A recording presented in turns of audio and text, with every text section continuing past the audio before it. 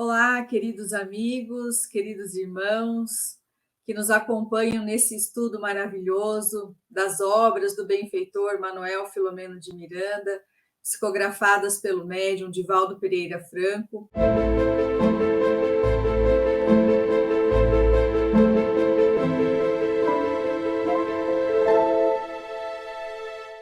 Atualmente estamos na obra Perturbações Espirituais, chegando ao final, né? Essa é a nossa penúltima aula, porque é o penúltimo capítulo hoje a ser estudado, capítulo 16, os desafios e as soluções. Então, aproveitando aqui para avisar a todos e também fazer o convite que possam continuar acompanhando o estudo, porque iniciaremos na sequência do encerramento deste livro o livro Nos Bastidores da Obsessão, que foi o primeiro livro psicografado do Espírito, através de Divaldo do Espírito Manuel Filomeno de Miranda. Então, o nosso estudo prosseguirá. Ainda temos tempo para as pessoas que não adquiriram ainda a obra poderem acessar o site da Mansão do Caminho, a editora Leal, publisher também, né, Marcelo, em inglês, para aqueles que desejarem, e conseguirem, então, acompanhar mais de perto o nosso estudo. Eu dou, então, as boas-vindas também aos nossos coordenadores que estão conosco, o Marcelo, Jussara, a Ângela, e logo mais, então, iremos passar a palavra para eles, mas antes, nós convidamos a todos para que possamos nos unir em oração. Divino Mestre Jesus, amigos e benfeitores do mundo maior, que conduzem esse estudo, que acompanham cada coração que se junta a nós semanalmente para conseguir compreender um pouquinho melhor a realidade do mundo invisível que nos permeia, que convive conosco e que influencia muito na nossa vida. Rogamos a presença, a companhia no lar de todos nós, que os nossos coordenadores da noite possam ser ainda mais inspirados, para que façam chegar aos nossos corações a mensagem tão esclarecedora, a nossa gratidão ao benfeitor Manuel Filomeno de Miranda e também ao médium Divaldo Franco, por toda a sua dedicação, por todo o seu amor em nos trazer mensagens tão importantes para todos nós. Abençoa, Senhor, a todo o povo americano, norte-americano, em especial na região da cidade de Orlando, que vem enfrentando algumas dificuldades decorrentes da natureza, dos furacões, para que os benfeitores daquela região possam tocar os corações de todos os encarnados, para se unirem em solidariedade, em fraternidade, em auxílio a todos aqueles que padecem. Abençoa-nos, Senhor, hoje e sempre, e que assim seja.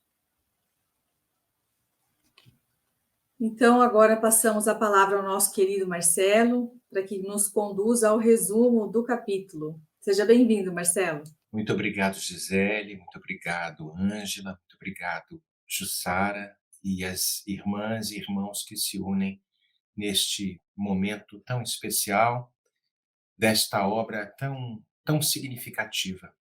A beleza que esse Espírito nos traz, mostrando os bastidores do mundo espiritual, nos mostra quão amplo são as possibilidades de auxílio e de ajuda. Por isso, talvez, o nome do capítulo, os desafios naturais, mas também as soluções. Então, Manuel Filomeno de Miranda vai descrever, neste breve resumo, que iremos tentar sintetizar, permanece ainda naquele lar infantil, como vamos verificar no capítulo anterior, onde algumas questões relacionadas à pedofilia estavam acontecendo, auxiliando os generosos benfeitores espirituais que estavam ali trabalhando na limpeza psíquica destruindo, retirando as larvas mentais, os clichês de pensamentos injuriosos, como ele nos traz, né, que naquele momento empesteavam aquele ambiente. E há uma observação muito importante que Manuel Filomeno de Miranda nos traz também, e faz uma referência a estes locais que estão espalhados pela terra. Os bordéis, antros de perversão, clubes de degradação, bares onde as bebidas são largamente oferecidas, cassinos, situações todas onde as questões relacionadas a esses espíritos de baixa vibração ali se encontram. É um grande alerta. Mais um pouco à frente, ele vai nos falar dos jovens sonhadores, homens e mulheres jovens na sua juventude, muitas vezes resultado desses maus tratos no lar, acabam sendo expostos pela sua fragilidade emocional a estes homens, a estas mulheres, a estes espíritos ainda em condição muito sórdida, como se fossem mercadorias. E ele descreve isso de uma forma muito impressionante, logo no começo deste capítulo. Mas não esquece também de dizer que Jesus, o divino pastor, nunca nos deixa a matroca. Talvez fazendo uma referência, embora ele não mencione no livro, ao Evangelho de Lucas, falando daquele pastor que deixa 99 ovelhas e vai buscar uma que se perdeu. E são todos estes, como somos todos nós também.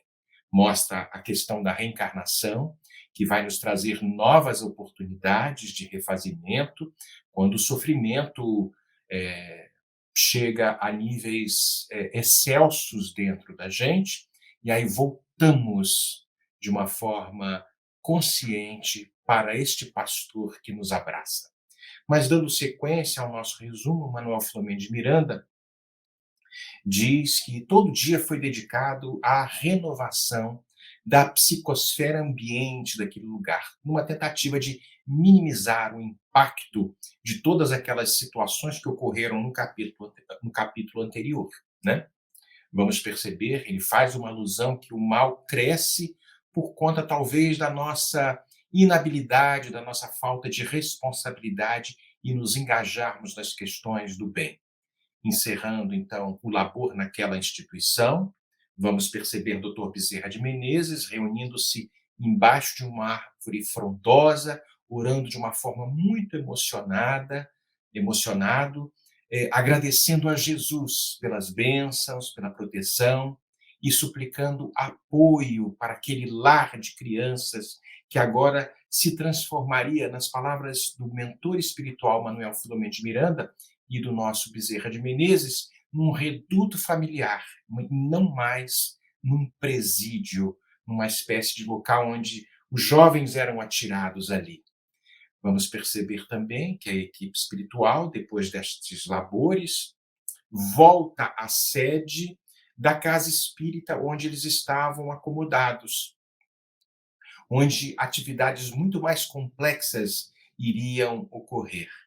E Manuel Filomeno de Miranda dá-se conta que mais de um mês havia passado naqueles labores de tentativa de cristianização dos membros daquela instituição e de outras, porque ele menciona que estavam sendo feitos labores em outras instituições na tentativa de cristianização dos membros, dos trabalhadores espíritas que estavam ali. Fala também do entusiasmo inicial que muitos de nós possuímos, que talvez todos nós possuímos, quando nos adentramos a uma instituição de caridade, a uma instituição espírita, com todo aquele entusiasmo, mas aos poucos muitos de nós vão arrefecendo esse entusiasmo, né? Esses descuidos, muitas vezes. Ele vai mencionar também de um problema muito sério que tem ocorrido. Estes desvios doutrinários, muitas vezes, por estas questões de desleixo, talvez não seja a melhor palavra, mas essas situações talvez de arrefecimento dos nossos interesses de seguindo com esta beleza, com esta pureza doutrinária, e vamos nos acomodando aos interesses materiais e terrenos e muitas vezes nos desviando dos postulados kardecianos. E ele nos fala das infiltrações perigosas que têm ocorrido ao longo destas décadas, destes tempos, principalmente agora, em várias instituições espíritas. Mas os esforços eram constantemente empreendidos para que isto pudesse ser modificado, trazendo Jesus como modelo e guia que jamais deve ser preterido. É muito bonito esta parte e vale a pena nós lermos com detalhes, com cuidado.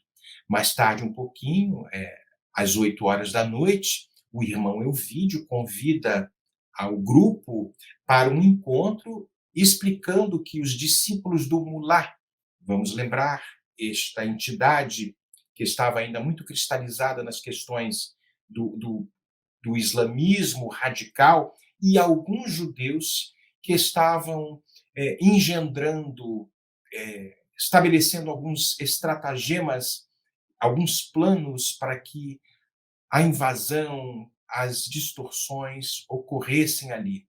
Mais um pouco à frente do nosso capítulo, Manuel Filomeno de Miranda menciona uma espécie de Cracolândia, um local onde existiam muitas pessoas vinculadas à droga, ao crack, jovens que estavam ali, adolescentes viciados, adultos sem tetos, também traficantes inescrupulosos, policiais que se acumpliciavam dessas situações, se locupletavam deste tráfico, deste fazendo vista grossa, um drama muito sério, uma coisa muito complicada.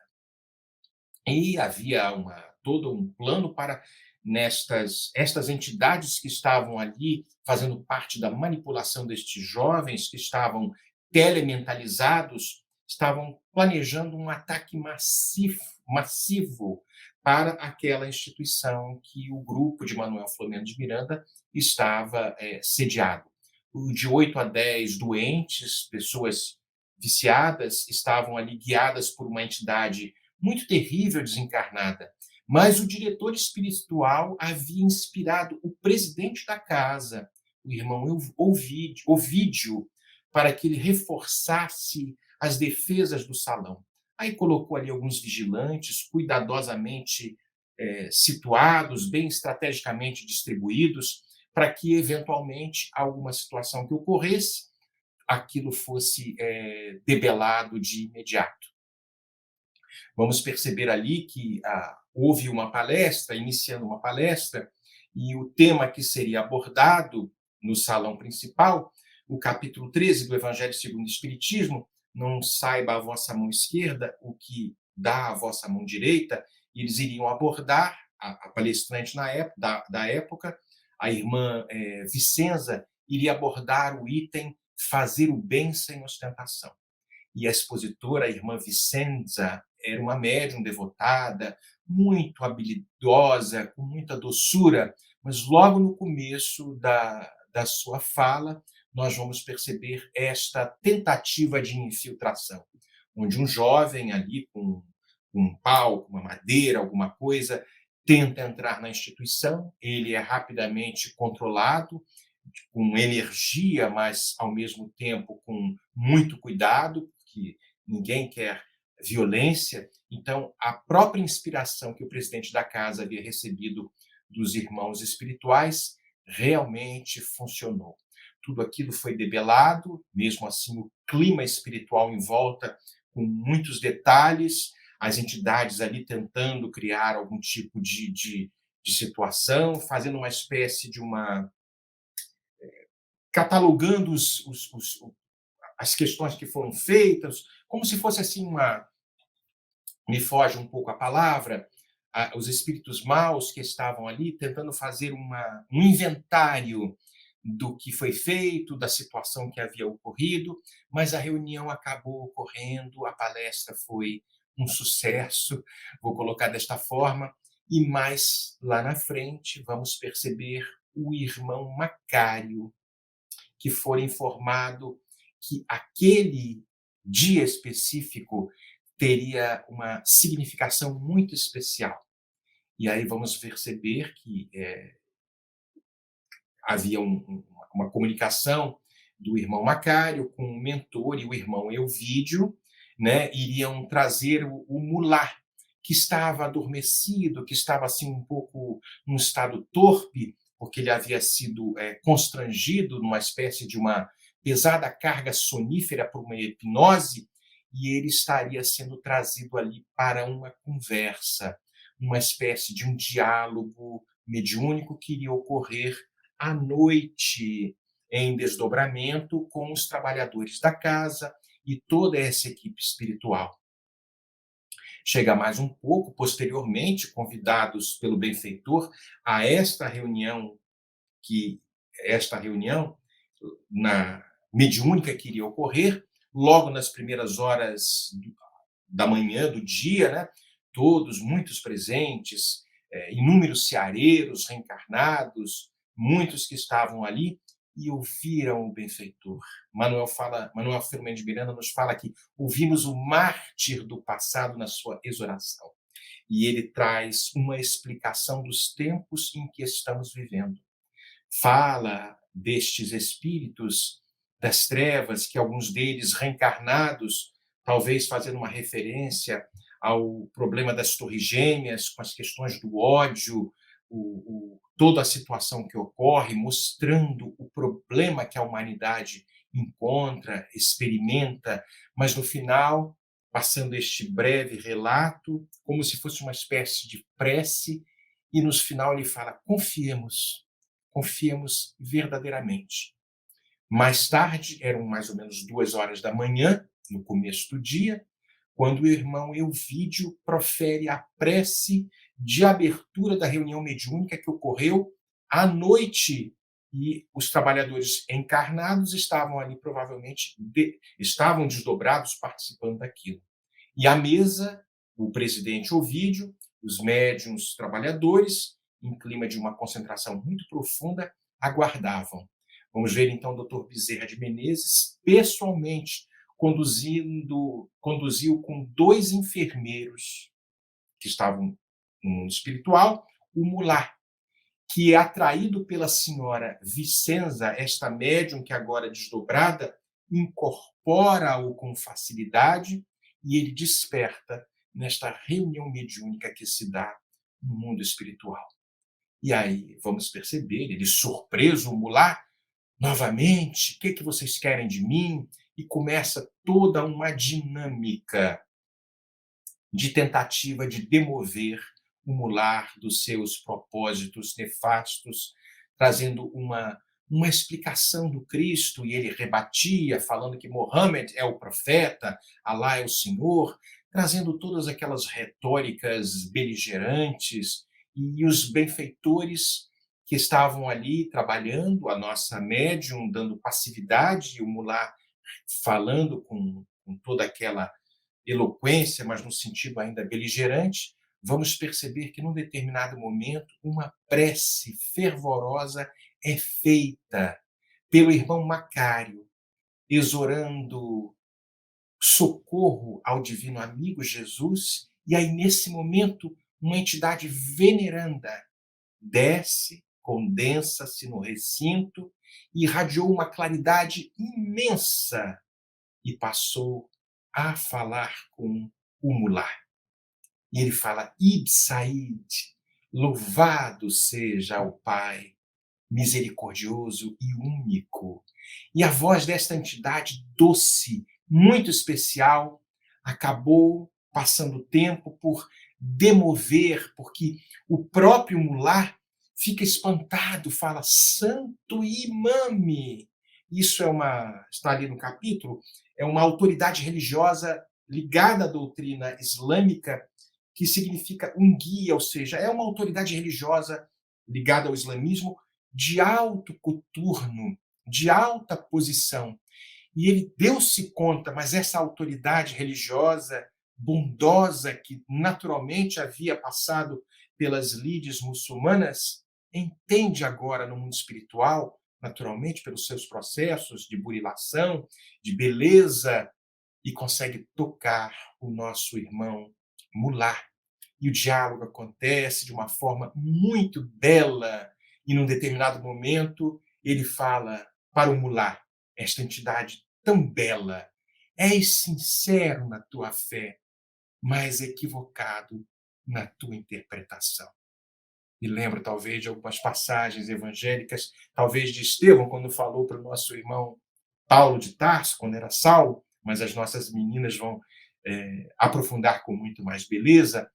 Tudo isso acontece, o mulá é recolhido, e mais tarde, para que a gente possa abreviar o nosso resumo, os trabalhos continuam no esclarecimento no âmbito espiritual de muitos espíritos que estavam ainda cristalizadas as questões do islamismo, são atendidos e encaminhados às colônias apropriadas.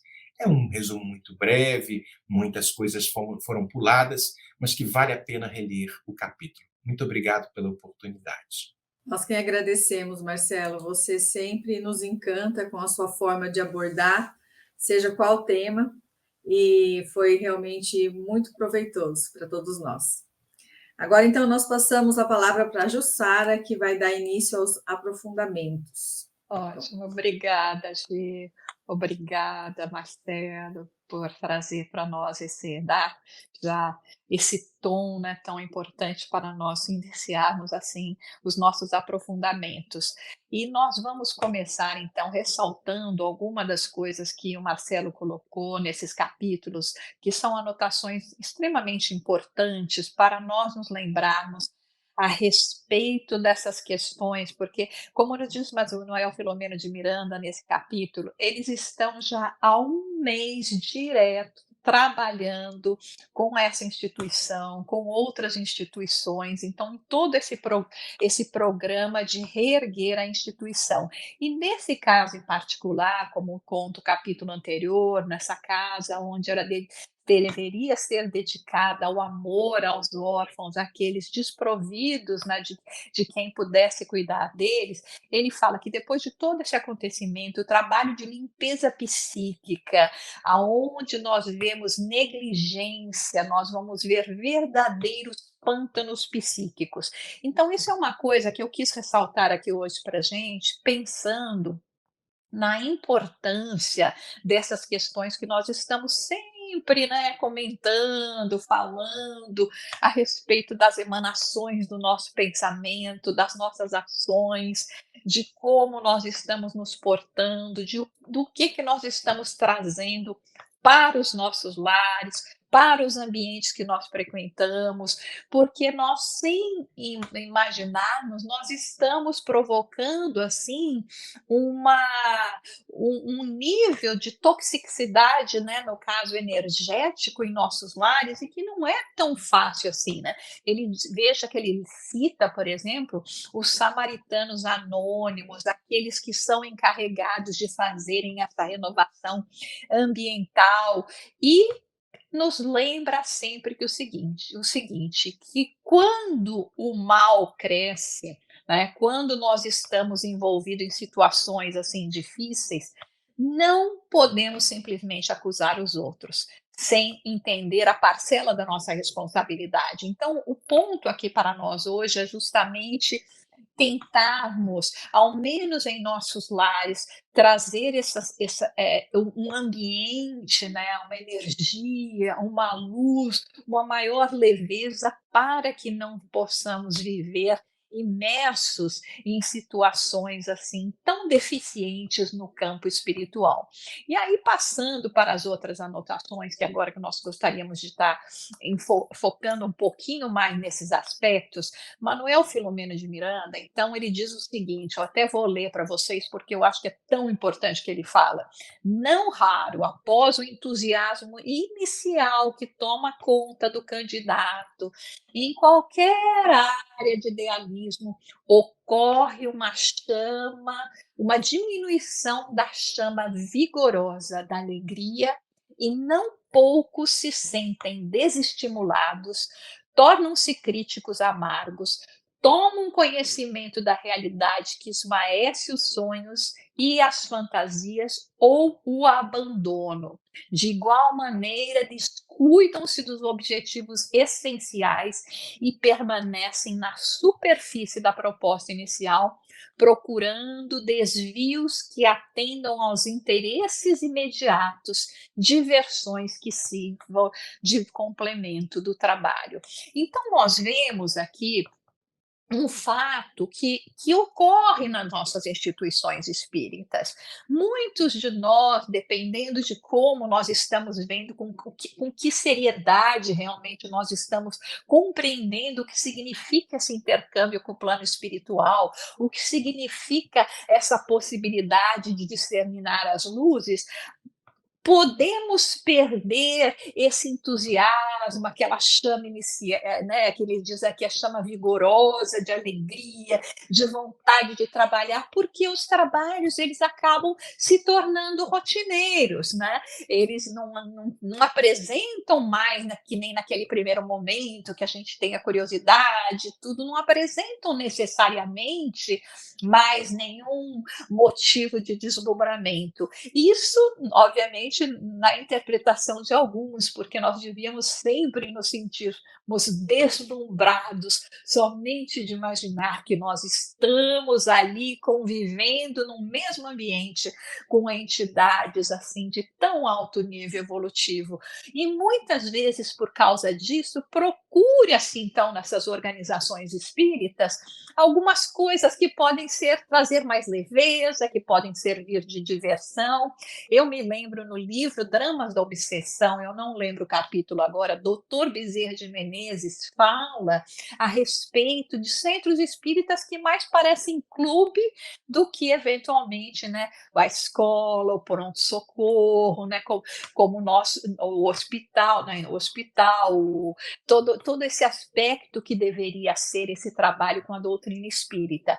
Então, o que acontece? Nesses momentos em que nós, assim, não mais nos deixamos encantar pela beleza do trabalho, é que a nossa vigilância decresce e que nós vamos estar mais suscetíveis às influências perturbadoras do que antes. Então, o que antes era jovialidade, encantamento, agora vira rotina, desmotivação, mesclando os compromissos assumidos com o novo comportamento. Isso nos faz nos reportar, então, no próximo slide, na obra O Livro dos Médiuns, primeira parte, capítulo 3, que fala do método de Allan Kardec, a respeito da classificação dos espíritas. Temos aquele, como diz Kardec, os primeiros os espíritas experimentadores, aqueles que creem pura e simplesmente nas manifestações. Para eles, o espiritismo é apenas uma ciência de observação, uma série de fatos mais ou menos curiosos. Isso nós estamos vendo, essa classificação de Kardec, justamente para ver até que ponto nós estamos realmente envolvidos com todo esse trabalho. Porque se nós estivermos nessa categoria onde estamos mais ainda ah, deslumbrados simplesmente com os fenômenos, com a curiosidade, é como Kardec diz, nós ainda estamos nessa fase de espíritas experimentadores, o que significa que nós vamos estar, então, eventualmente, mais suscetíveis a essas influências, uma vez que a nossa curiosidade se satisfaça. Aí nós temos, né, os espíritas imperfeitos, né? Então, no espiritismo, os que no espiritismo veem mais do que fatos, compreendem-lhe a parte filosófica, admiram a moral daí decorrente, mas não a praticam. Insignificante ou nula é a influência que lhes exerce nos caracteres, e nada alteram seus hábitos e não se privariam de um só gozo que fosse. Então, o espírito imperfeito é esse, né? A gente sabe que nós estamos a caminho da perfeição, estamos fazendo o melhor que nós podemos, como o próprio Kardec diz no Evangelho segundo o Espiritismo, capítulo 6, perfeitos. Então, estamos aqui, o espírito é aquele que empreende esforços para justamente vencer as suas más inclinações, discriminações, mas não podemos deixar de contemplar aqui, como nos coloca Kardec, a respeito daqueles que ainda não deixam penetrar em si os ensinamentos, não têm um impacto ainda na sua própria transformação. Os espíritas cristãos, então, no próximo slide, são os que não se contentam com admirar a moral espírita, que a praticam e lhe aceitam todas as consequências, convencidos de que a existência terrena é uma prova passageira, tratam de aproveitar esses breves instantes para avançar na senda do progresso, e a convicção que eles nutrem os preserva de pensar em praticar o mal, a caridade e a regra de proceder a que obedecem. Então, esses são os espíritas que nós almejamos ser. Aqueles que não mais estamos preocupados, simplesmente deslumbrados em descobrir que descortina as nossas vidas, as nossas vistas, assim, a presença do plano espiritual, a continuidade da existência, a imortalidade, a comunicação, mas que já estão pensando justamente em como internalizar, em como usar todo esse conhecimento para se transformarem, para saírem no aperfeiçoamento. E no outro que nós temos, o último que Kardec cita, os espíritas exaltados, ele começa dizendo assim: em tudo o exagero é prejudicial. O entusiasmo, porém, não reflete, deslumbra. E essa espécie de adeptos é mais nocível do que útil à causa do espiritismo. São os menos aptos para convencer a quem quer que seja, porque todos com razão desconfiam dos julgamentos deles. Graças à sua boa-fé, são iludidos por espíritos mistificadores, como por pessoas que procuram explorar-lhes a credulidade. Então, nós vemos que, nesse caso que Manuel de Filomena de Miranda está nos apresentando, na problemática que existe nessa instituição, que eles estão trabalhando diretamente há mais de um mês, né? Então, diariamente lá com eles, dia e noite, né? E madrugada, porque nós vemos que as reuniões, inclusive, muitas delas acontecem durante a madrugada. Tudo por quê? Porque as pessoas que estão envolvidas no trabalho, as pessoas que são as responsáveis de tocarem a instituição, ou aquelas que também têm um papel preponderante, inclusive o público, ainda não se comportam como espíritas cristãos, e sim como esses espíritas dessas outras categorias que Kardec nos coloca. Então, veja que por isso Manuel Filomena de Miranda nos fala, né, no próximo slide, que as infiltrações perigosas haviam penetrado, envenenando as instituições espíritas. Então, não é o local, são as pessoas, somos nós, o nosso comportamento. Com isso, nós permitimos assimilações perigosas, introdução de métodos exóticos, de teorias fantasiosas, de propostas sem base doutrinária. Começamos a fazer o bezerro de ouro, porque existem algumas, ou diria muitas coisas, né? Nós sabemos no que deveria ser o comportamento espírita, no seguir realmente o modelo, né, de tornar-se uma pessoa de bem, muita dificuldade, muitos desafios para nós. Então, às vezes, a gente tenta achar um atalho, né? Tenta dizer, não, mas se vai por aqui também dá certo. E aí é que entra esses métodos exóticos, essas teorias fantasiosas, nós já começamos a abrir brechas e com isso ser infiltrado, né, sermos infiltrados por essas mentes que querem, né, nos tirar do bom trabalho, né? Algumas chegam ao absurdo de acreditar que a codificação kardeciana e o pensamento cristão já se encontram ultrapassado por novas conquistas do conhecimento, e por isso que o cumprimento do programa espírita exige seriedade e vivência austeras, E os espíritos, então, que se propunham a dificultar a obra evangélica entre as criaturas, vão em busca daquele nosso, né, do calcanhar de Aquiles mesmo, procurar os nossos pontos vulneráveis, aonde nós temos as fragilidades e muitas vezes na nossa presunção nós achamos que somos mais fortes do que realmente somos e acabamos nos deixando levar e por todas essas, né, ideias fantasiosas, gera fanatismo, comodidades outras.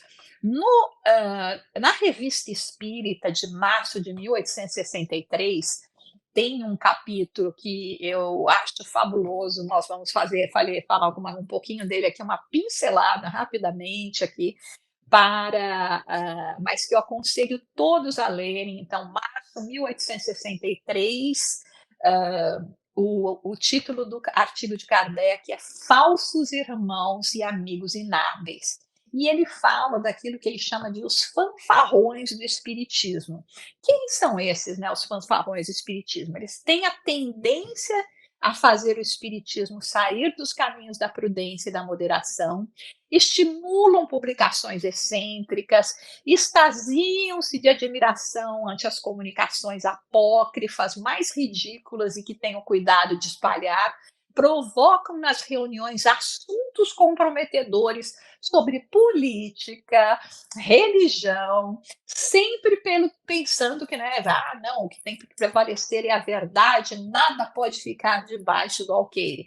Então vejam que no momento em que nós nos deixamos assim, pelas nossas fragilidades, sermos envolvidos por mentes como essa, né, que nós vemos a do Mulá, que tinha sob sua responsabilidade, né, essa infiltração, a destruição daqueles que seguem o Cordeiro, é o que eles tentam fazer, eles tentam nos levar por esses outros caminhos, né, por esses atalhos, por essas fantasias, por esses deslumbramentos com modismos, novidades que aparecem.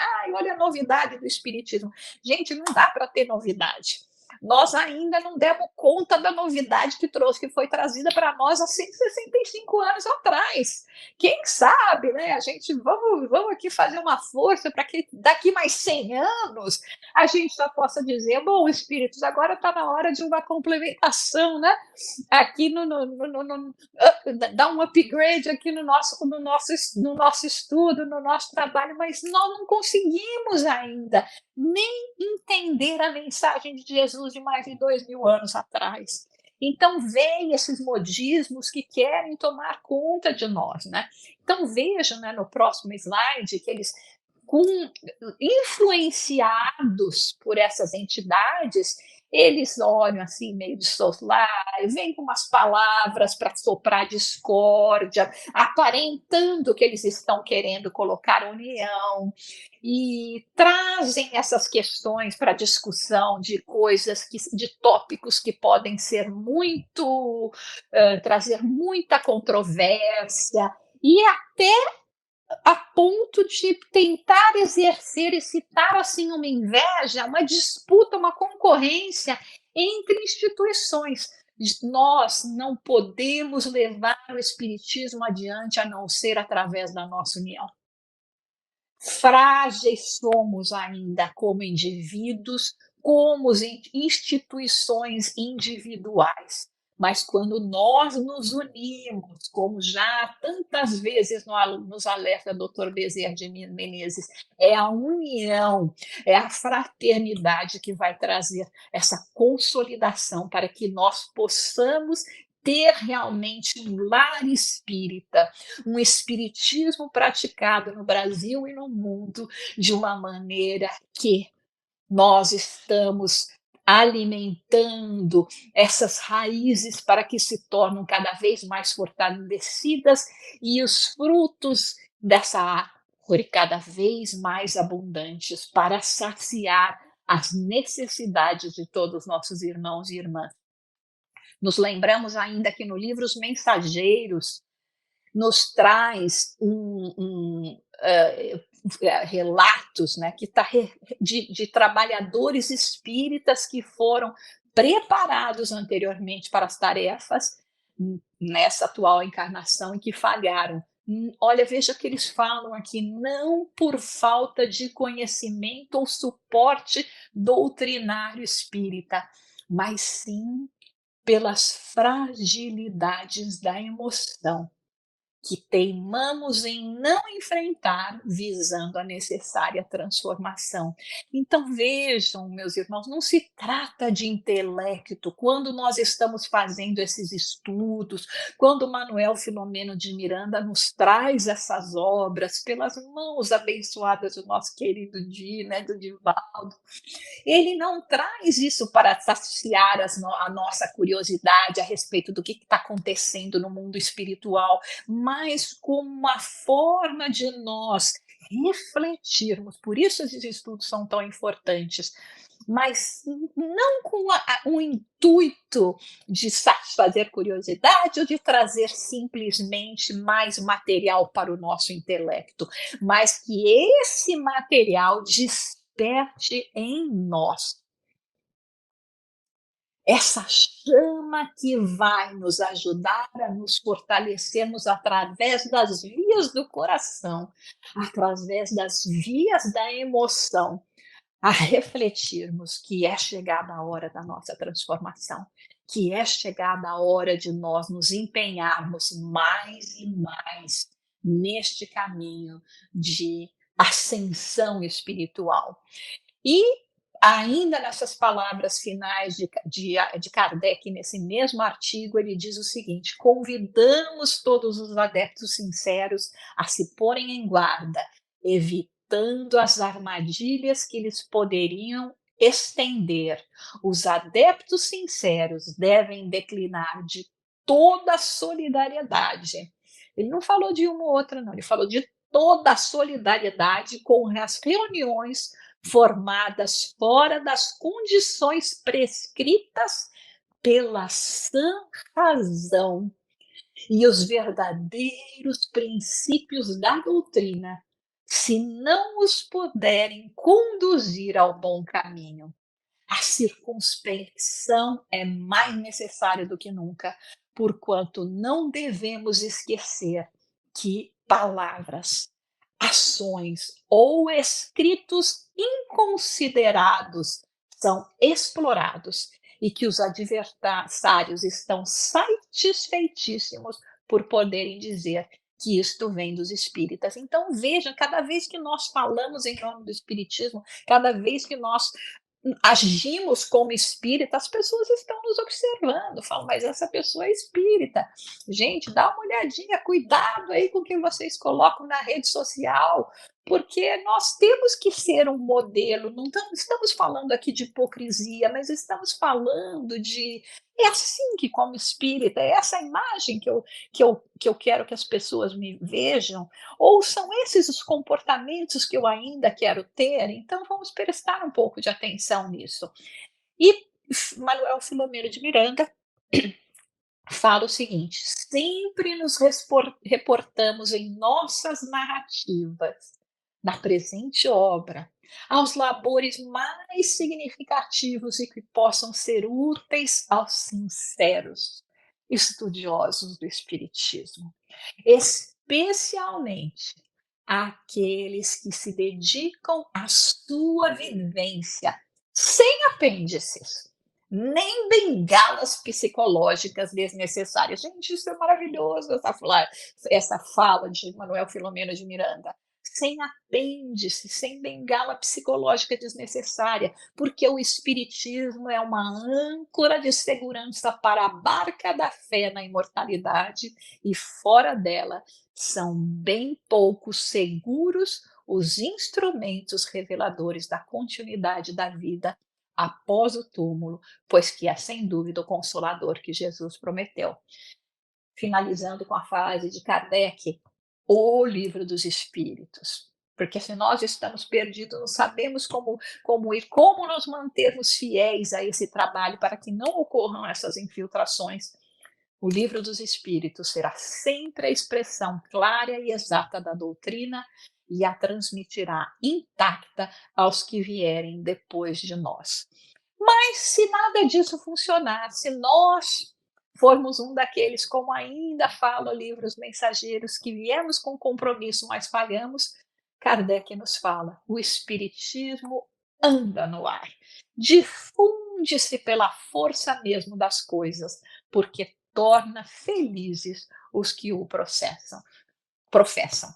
E com isso, então, são os nossos aprofundamentos e desejamos, então, a todos muita luz, muita paz.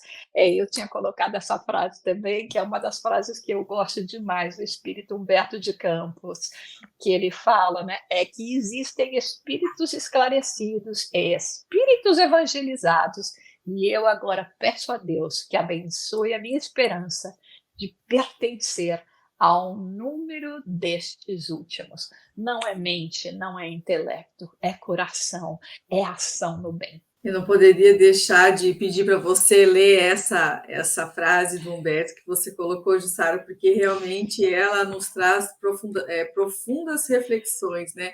E enquanto você falava, eu olhava aqui também aquela foto que tem Jesus, Francisco de Assis e Joana de Ângeles, né? Que todos nós, há um tempo atrás, adquirimos na livraria da Mansão do Caminho. E pensando justamente na figura de Francisco de Assis, que só fez viver o Evangelho, né? Pregar o Evangelho. Muito bom, Sara, obrigada.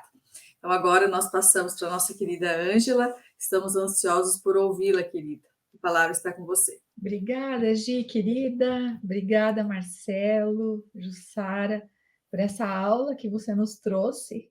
E diante daquilo que você nos coloca, nós ficamos aqui pensando o quanto a nossa doutrina é grandiosa, o quanto voltar aí para as bases é fundamental. Em qualquer capítulo que nós nos debrucemos, quando nós mergulhamos naquilo que os benfeitores nos trazem, é para lá, né? Para esse manancial que nós devemos buscar o suporte para compreender melhor. E o nosso objetivo vai ser, então, ressaltar aqui alguns aspectos que nós consideramos importantes e também interessantes nessa abordagem, quando Manuel Filomeno nos traz esse capítulo com os detalhes que ele nos aponta. Especificamente falando aí um pouco antes da metade do capítulo, quando ele vai descrever justamente a preparação que é feita para envolver aquela instituição numa barreira protetora, porque os benfeitores ali, nós vimos que eles estavam antecipados, porque sabiam que a programação feita pelas trevas era de causar um dano, de produzir algum efeito sobre aquela instituição, que naquele momento acolhia os irmãos que chegavam lá em busca da instrução, em busca do consolo. Então, o que nós vemos nessa cena e o que o benfeitor Manuel Filomeno nos traz é que esse grupo, aqueles espíritos que tinham essa intenção, eles lançavam mão de um grupamento, eles buscavam ali mentes que estavam num processo de alienação tão grande da sua condição de humanidade e ali justamente entregues aos tóxicos, à dependência química, num grau em que a busca era apenas pela utilização intérmina daquelas substâncias, naquela descrição que ele nos faz, usando a expressão, né, da Cracolândia. Então, nós vemos que quando o Filomeno usa a expressão fantasmas desfigurados, essa imagem, quando nós pensamos nesse aspecto que o benfeitor fala, que os trabalhadores que estavam reunidos, que os benfeitores que estavam naquela instituição realizando aquele trabalho durante aquele mês, estavam voltados a construir essa barreira protetora. E aqui nós podemos nos indagar quem eram exatamente aqueles nossos irmãos que estavam naquela condição de fantasmas desfigurados, né? Quem eram esses irmãos que chegaram nesse grau de sofrimento tão grande? E aí nós vamos aqui lembrar que esse vampirismo espiritual que reinava ali, que é importante para que nós entendamos como se deu, como se processou essa utilização daquela grande massa de consciências ali, ela se dá uma vez que nós pensamos que aqueles indivíduos todos, eles faziam parte em algum momento, quando cada um deles teve a sua reencarnação programada. Quando nós pensamos isso, que cada um daqueles irmãos que estavam ali tiveram a formação de um veículo físico no útero materno. Cada um daqueles irmãos que estavam ali, eles foram gerados respeitando as leis da natureza que nós sabemos seguem uma ordem através dos desígnios divinos. Quando nós pensamos nisso, que aqueles irmãos todos, eles estavam entregues àquela condição, mas que alguma instituição, alguns que estavam incumbidos da tarefa de receber esses irmãos, de envolvê-los naquilo que é necessário para alguém que reencarna, alguns ou muitos desses irmãos falharam nessa missão. E aí nós somos levados a nos perguntar, essa instituição que sob a qual se assenta, como nos diz a benfeitora Joana de Ângeles, o edifício da sociedade, essa instituição que é a base familiar, certamente nos fala algo desta turba que estava ali, naquela condição, mergulhados numa alienação psíquica tamanha, produto dos tóxicos alienantes. Nós, enquanto instituição familiar, certamente temos que repensar algumas posturas, porque aquela instituição que tinha próximo esse envolvimento daqueles irmãos, certamente não é uma exceção nos nossos dias. Certamente existem outras tantas que equivalem a isso que o benfeitor vem descrevendo.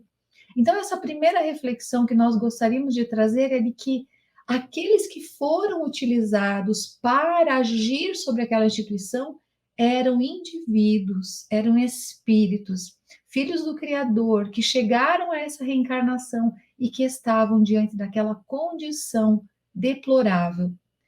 E é Allan Kardec, no Livro dos Espíritos, que vai dizer que na época da barbárie são os mais fortes que fazem as leis. E eles as fazem para si. Isso está lá na questão 795. Essa fala do benfeitor, essa fala do codificador, que na verdade é respondida pelos benfeitores, é importante para que nós possamos pensar que na lei de conservação, nós estamos sempre diante da necessidade do uso da matéria, da utilização das ferramentas materiais para que nós possamos atingir um objetivo. E o objetivo sempre está ligado a constituir esse patrimônio, a desenvolver esse patrimônio do espírito imortal. E lá na questão 714 e 714A, Allan Kardec vai, quando trata da lei de conservação, falar justamente desta característica que nós temos, que o homem, quando ele vai se entregar a todos os excessos, a excessos de toda a natureza, procurando um requinte dos gozos, buscar utilizar a sua experiência sensorial para que ele possa experimentar o gozar até exaurir-se. E nesse sentido, então, dizem os benfeitores que nesse momento os espíritos estão ali numa condição de morte. E Kardec indaga, mas morte física ou moral? E os espíritos respondem, ambas. Todas essa condição de morte é aquilo que nós vemos exatamente na condição daqueles irmãos que estavam a caminho desse deteriorar da sua experiência física, mas que a condição desta morte moral estava ali presente. E que esses homens, então, quando se entregam a esses excessos do gozo, eles se colocam abaixo do bruto, respondem os espíritos, porque o bruto, dizem, ele sabe deter-se quando satisfeita a sua necessidade, mas que abdica, quando aquele abdica da razão que Deus lhe deu por guia, ele mais se entrega aos excessos, mais preponderância vai conferir à natureza animal em detrimento da espiritual. E foi justamente nessa condição que aquele ato de vampirismo espiritual se dá, em que existia ali aquele grande fenômeno da alienação daqueles irmãos e que vai, de forma hábil, aqueles espíritos que tinham a intenção de interferir negativamente na mensagem consoladora do Cristo, naquela instituição, eles são telementalizados de forma hábil, porque esses espíritos, como nós vemos nas obras de Manuel Filomeno de Miranda, todos eles detêm essa capacidade, eles têm isso que a Ju também colocou, que não basta apenas o desenvolvimento do intelecto, porque o intelecto só não nos garante que nós saberemos utilizar de forma adequada as ferramentas que nós possuímos.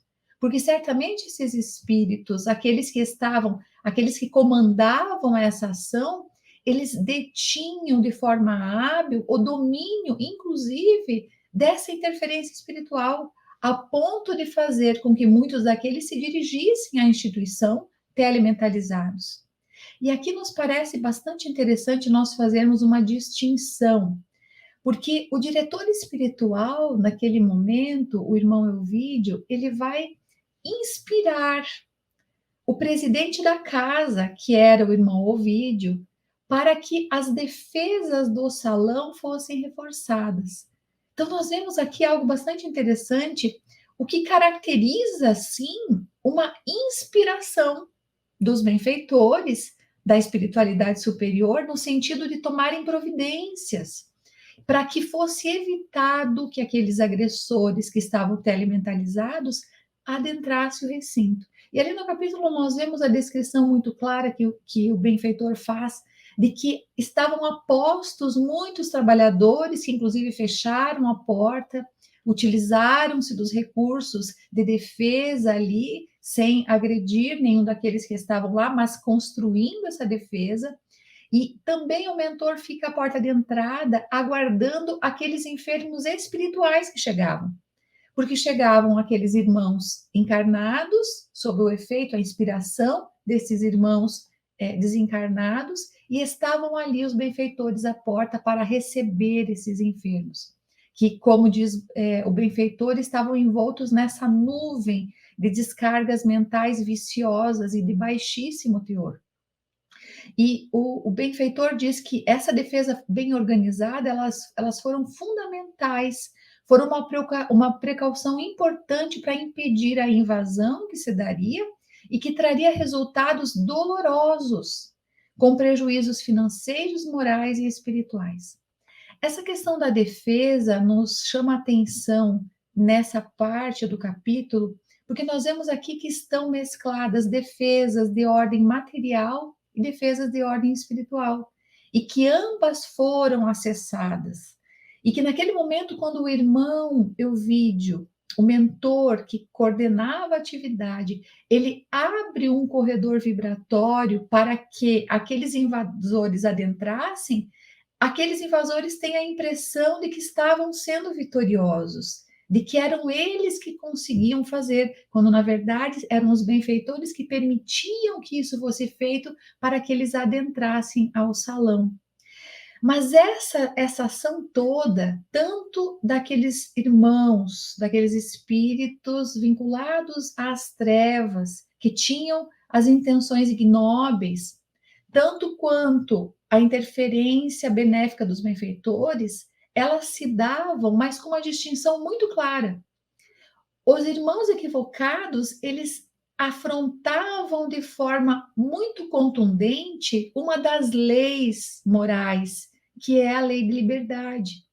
Então, nós vemos que a ação desses espíritos, elas se dão de forma bastante ostensiva, ferindo estas leis, uma vez que eles utilizavam dos seus conhecimentos para exercer uma influência prejudicial sobre aqueles nossos irmãos, sobre aquele grupamento. E isso se dava com o intuito de desmoralizar Jesus e a sua doutrina. E como eles foram percebendo que a ação dessas caravanas do mais além, elas estavam intensificando o seu trabalho, isso, na verdade, redundou nessas estratégias que eles utilizavam.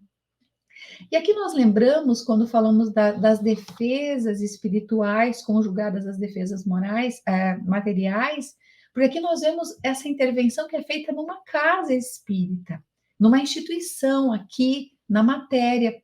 E aí nós somos lá na obra Obreiros da Vida Eterna, quando André Luiz vai trazer, no capítulo 4 dessa obra, que ele intitula A Casa Transitória, em que André Luiz vai descrever exatamente um trabalho que foi realizado quando ele, juntamente com o assistente Jerônimo, estavam encaminhando-se para socorrer alguns irmãos em processo de desencarnação na crosta, na Terra, e seriam transportados para essa casa provisória. E essa casa provisória, como nós vemos lá no capítulo, que foi fundada por Fabiano de Cristo. E quando nós vemos a descrição que é feita nesse capítulo dessa casa transitória, nós vemos que, em determinado momento, aquela que era responsável pela instituição, a diretora da casa transitória, a irmã Zenóbia, ela recebe André Luiz, juntamente com o assistente Jerônimo, e, num determinado momento da conversa, ao longo do desenvolvimento daquele encontro, dos objetivos que os levavam até ali, da finalidade para que estavam reunidos, num determinado momento, os assistentes da defesa daquela casa recorrem, chegam até a irmã Zenóbia, dizendo que estavam ali diante de alguns barulhos, de alguns sons, e, de certa forma, aqueles que eram responsáveis nesse instante, descreve André Luiz. Invisível campainha ressoou, estridente com estranha entonação, e no decorrer de 5 segundos, alguém penetrou a sala. Era o servo da vigilância que anunciou que estavam ali ocorrendo algumas interferências, que se aproximavam entidades cruéis. E nesse momento é interessante porque André Luiz, ao observar aquilo tudo que era novo para ele, ele vai formular a seguinte questão: será que espíritos reconhecidamente maus também organizavam expedições semelhantes às que realizávamos para o bem? Vejamos que essa dúvida que André Luiz traz nos faz pensar de que naquele momento, aquela expedição dos espíritos, dos benfeitores, que se reuniam na instituição, no intuito de socorrer essas instituições que estavam sendo, recebendo a interferência dos irmãos equivocados, desses espíritos vinculados às trevas, André Luiz formula justamente se eles estavam ali em missão de socorro, mas ele não entendia que também poderiam se construir esses espíritos reconhecidamente maus com expedições semelhantes, mas que não tinham a finalidade de auxílio. E aí há toda uma descrição muito interessante que é feita nesse capítulo e que merece também o nosso estudo, conciliando com o capítulo que nós estamos fazendo da obra de Manuel Filomeno de Miranda, porque ela vai nos contar exatamente a importância dessas defesas. Porque talvez numa leitura mais en passant, nós não tenhamos a dimensão do trabalho que é realizado pela espiritualidade para que isso possa se dar. E diz a irmã Zenóbia, então, nesse capítulo, chegará, porém, o dia da transformação dos gênios perversos desencarnados em espíritos lucificados pelo bem divino. Todo mal, diz ela, ainda que perturbe milênios, é transitório. Achamos-nos apenas em luta pela vitória imortal de Deus, contra a inferioridade do eu em nossas vidas. Toda a expressão da ignorância é fictícia, somente a sabedoria é eterna. E aqui nós vemos o quanto aquele atendimento que foi realizado depois, ao Mulá, o quanto esse trabalho, depois a espiritualidade, realizar todo aquele cuidado daquelas pessoas que estavam participando da reunião doutrinária, depois da reunião da assistência, durante a avançada noite, durante o início da manhã, da madrugada, na esfera espiritual, o quanto isso visa a destruir essas ilusões que são criadas por espíritos que se distanciam tanto da sua condição de filhos da luz, que constroem esses tormentos que são voluntários, porque fazem parte do uso do seu livre-arbítrio. Então, quando nós pensamos aqui que há essa distinção muito grande e que nós vemos ali quando o benfeitor Manuel Filomeno diz que essa batalha final será travada no mundo físico, certamente nós vemos aqui nesse capítulo o quanto nós estamos presenciando essa batalha.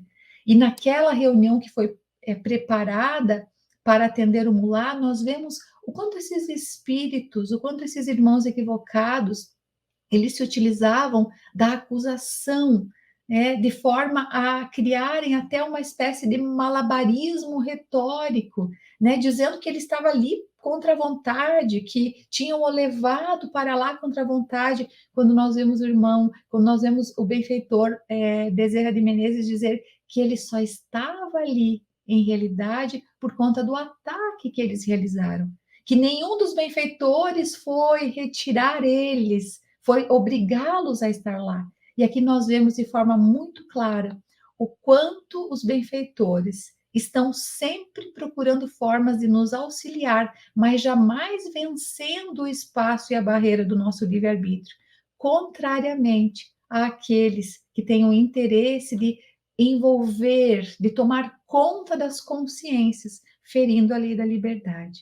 Então, essas seriam as considerações que nós gostaríamos de trazer sobre essa segunda parte do capítulo, queridos amigos. Também muito oportunas e importantes, Ângela. Nossa gratidão pela sua valiosa contribuição.